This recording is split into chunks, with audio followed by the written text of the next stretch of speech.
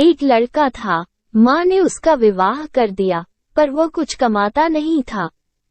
माँ जब भी उसे रोटी परोसती थी, तब वह कहती कि बेटा, ठंडी रोटी खा लो।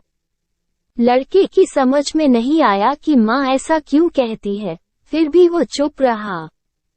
एक दिन माँ किसी काम से बाहर गई तो जाते समय अपनी बहू, उस लड़के की पत्नी, को कह गई कि जब लड़का आए तो उसको रोटी परोस देना, और रोटी परोसकर कह देना कि ठंडी रोटी खा लो। उसने अपने पति से वैसा ही कह दिया तो वो चिढ़ गया कि माँ तो कहती ही है, और वह भी कहना सीख गई। वो अपनी स्त्री से बोला कि बता, रोटी ठंडी कैसे हुई? रोटी भी गरम है, दाल साग भी गरम है, फिर तू ठंडी रोटी कैसे कहती है? वो बोली कि यह तो आपकी माँ जाने।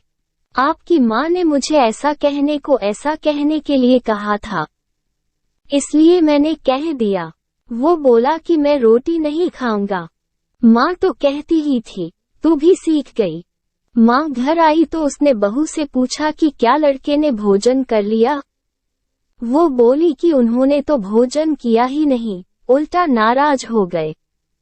माँ ने लड़के से पूछा तो वो बोली कि माँ तू तो रोजाना कहती थी कि ठंडी रोटी खा ले और मैं सह लेता था, पर अब ये भी कहना सीख गई। रोटी तो गरम होती है, तू बता कि रोटी ठंडी कैसे है?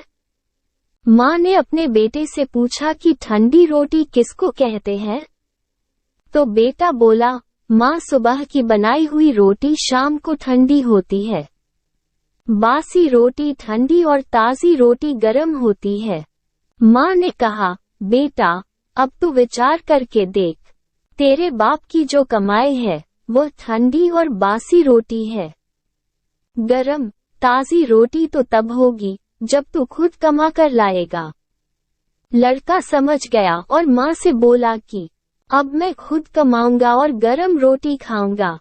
इस कहानी से यह शिक्षा मिलती है कि विवाह होने के बाद ठंडी रोटी नहीं खानी चाहिए, अपनी कमाई की रोटी खानी चाहिए।